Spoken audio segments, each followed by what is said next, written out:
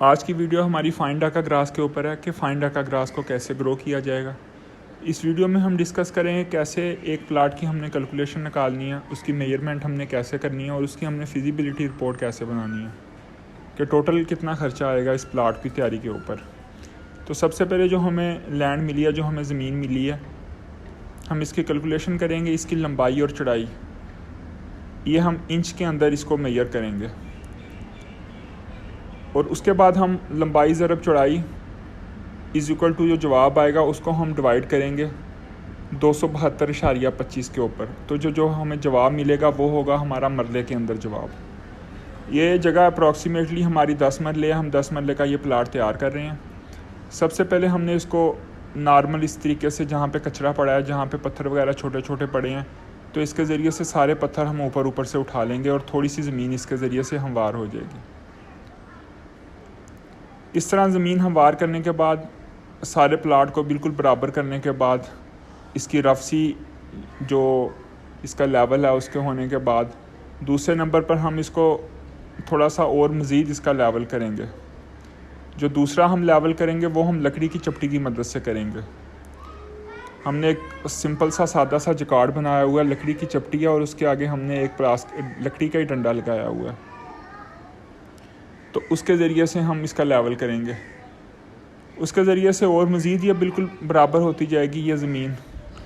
अमूमन लोग कई की मदद से जगह को लेवल करते हैं। ये आपकी मर्ज़ी है कि आपने किस औज़ार की मदद से काम करना है। हमने ये जो जुगाड़ लगाए हैं ये बिल्कुल ही आसान तरीके से काम होता है। अगर आप 8 घंटे, 10 घंटे, 12 घंटे भी इन औज़ारों की मदद से काम करें तो आप बिल्कुल ईज़िली, आसानी के साथ आप ये सारी वर्किंग कर सकते हैं। तो इस तरीके से हमने इसको रफ सा बराबर करने की कोशिश की है। उसके बाद जो मिट्टी एक्स्ट्रा पड़ी थी वो हमने हल्की सी मिट्टी यहाँ से उठा ली है और जिस जगह पे मिट्टी की ज़रूरत है वहाँ पे मिट्टी हम फेंकते जा रहे हैं। यानी कि जो जगह ऊपर है वहाँ से आप थोड़ी सी मिट्टी उठाते जाएं और जगह थोड़ी सी नीचे है वहाँ पे आप मिट्टी डालते जाएं, तो ऑटोमेटिक से एक रफ सा लेवल हो जाएगा। लेवल होने के बाद हमारा अगला स्टेप आता है। दूसरे स्टेप में हम जो भल वाली मिट्टी होती है, ये आम मिट्टी की निस्बत थोड़ी सी रेतली मिट्टी होती है। इसकी शाइनिंग होती है, जब सूरज इसके ऊपर पड़ता है तो इसकी एक शाइनिंग निकलती है। ये हम दूसरे नंबर पे इसके ऊपर भल वाली मिट्टी हमने डलवाई है। 10 मरलों में अगर हम अंदाज़े की बात करें तो तकरीबन हमारी 4 ट्रालियाँ मिट्टी की इसके अंदर डल गई हैं। ये जो वीडियो बनाने का वक्त है ये तकरीबन अगस्त का मिड जा रहा है, 2023, 15 अगस्त और 2023। तो इस वक्त जो मिट्टी का रेट है हमारे यहाँ वो तकरीबन 4500 रुपये भल वाली मिट्टी का रेट है। तो टोटल हमारा ये जो मिट्टी का हमारा बजट लगा है ये हमारा 19,000 की मिट्टी लगी है हमारी। ये मैं आपको मुकम्मल एक आइडिया दे देता हूँ, साथ आप देखते जा रहे हैं, वीडियो चलती जा रही है कि ये लेवल इस मिट्टी का तकरीबन रफ सा लेवल हो गया है। इसके बाद हम पाइप लेवल की मदद से इसका लेवल करेंगे।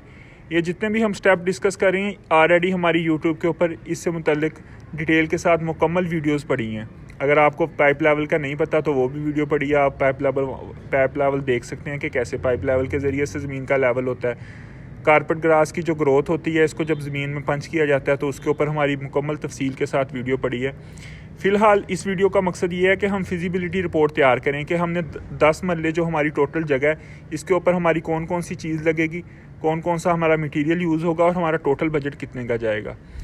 तो फर्स्ट ऑफ ऑल जो हमारी मिट्टी है वो हमारी मिट्टी तकरीबन 19,000 की हमारी मिट्टी पड़ रही है।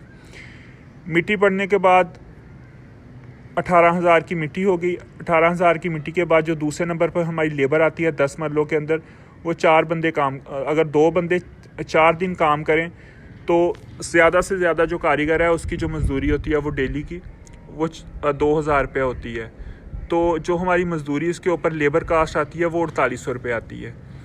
और तीसरे नंबर पर हमने इसको अगर सिंपल सा हम रखें तो अगर हम इसके साइड पे फैकस के पौधे लगाएं, फैकस का पौधा बहुत ही प्यारा पौधा होता है। जब ये बड़ा होता है तो इसकी ग्रेस, इसकी जो इसकी पत्तियाँ होती हैं उसकी शाइनिंग बहुत ज़्यादा होती है इसके पत्तों की। इसके अलावा इसकी जब कटिंग होती है तो आप इसको चाहे जिस मर्ज़ी शेप के अंदर इसको आप डाल लें। 1-1 फुट के ऊपर जो फैकस लगेगा तो टोटल 170 पौधे लगेंगे फैकस के। और जो छोटे से छोटा पौधा जो पोट के अंदर अवेलेबल है जिसकी अच्छी ग्रोथ हो जाती है वो आपको 70 रुपीज़ में मिलेगा अगर आप होल सेल से लें। तो 11,900 रुपये के पौधे बनते हैं। इसके बाद तो जो हमारा टोटल बजट बन गया है वो 16,000 की हमारी लेबर 2 बंदे अगर 4 दिन के अंदर ये 10 मरले का प्लाट उनको कंप्लीट करना चाहिए। दूसरे नंबर पे 4800 रुपया जो है हमारा, वो हमारा ग्रास हो गया। एक ग्रास का बोरा 800 रुपये का मिलेगा आपको और 6 बोरे टोटल लगेंगे 10 मरलों के ऊपर। तीसरे नंबर पर हमारे जो पौधे फैकस लगेंगे वो 11,900 और चौथे नंबर पर जो हमारी मिट्टी लगेगी वो 18,000 की हमारी मिट्टी।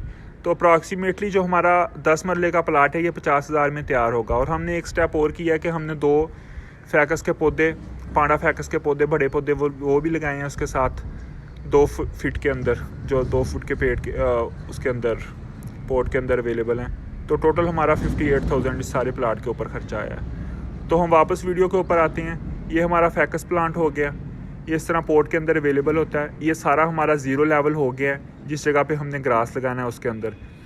इसके बाद अगर आप चाहें तो साइड पे आप ग्रास का और जो क्यारी आपने बनानी है जिसके अंदर फैकस प्लांट लगना है, आप चाहें तो उनका लेवल सेम रख लें। अगर आप पानी को फ्लड कर सकते हैं, अगर आप अच्छे तरीके से पानी लगा सकते हैं।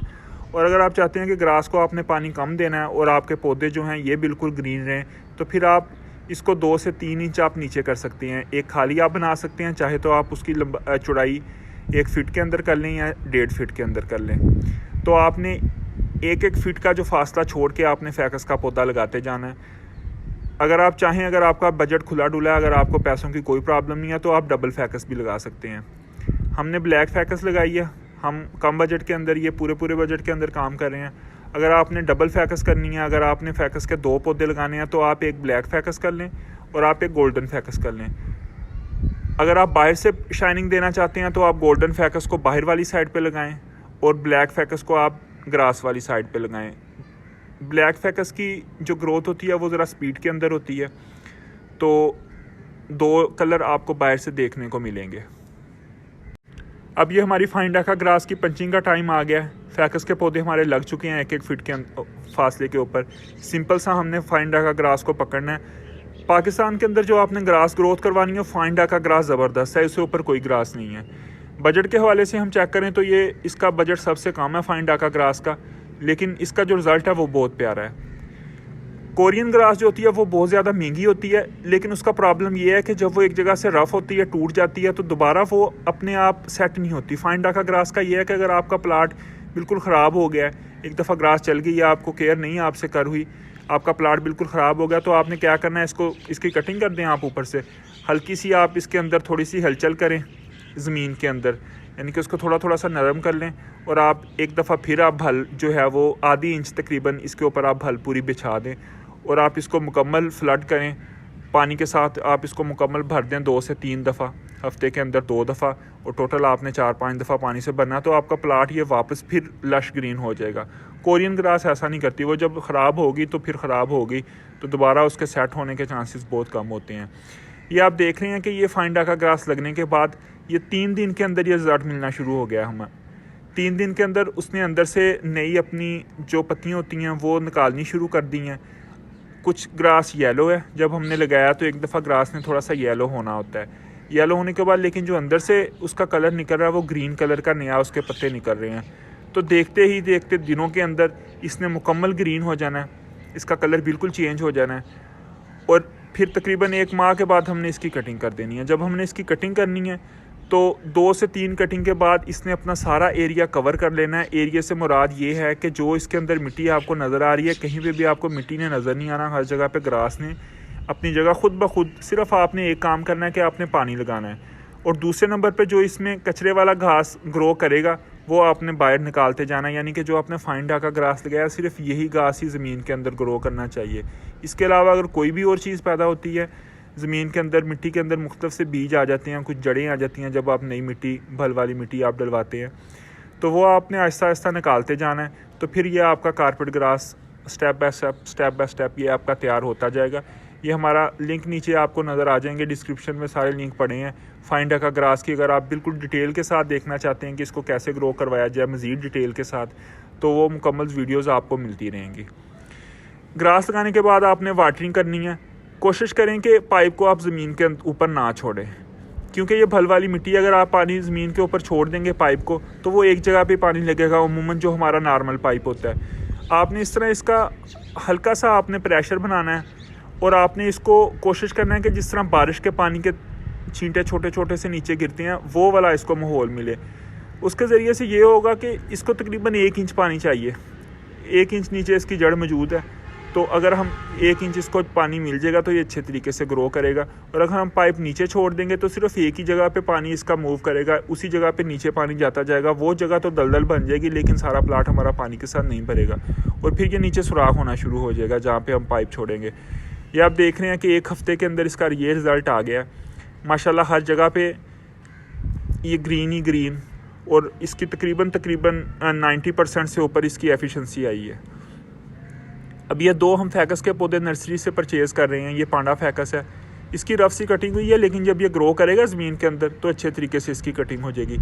इसको अब ज़मीन के अंदर लगाने का, शिफ्ट करने का तरीका ये है कि आपने इसको थोड़ा सा इसको साइड से, आपने जिस तरह हमने रंबे की मदद से इसको किया है, तो आपने कर लेना। जब ठुक ठुक होगी इसके ऊपर किसी पत्थर की वजह से या किसी लोहे की चीज़ की वजह से, तो इसकी जो जड़ें इसके साथ जो जुड़ी हुई हैं अंदर से, वो अलग हो जाएंगी।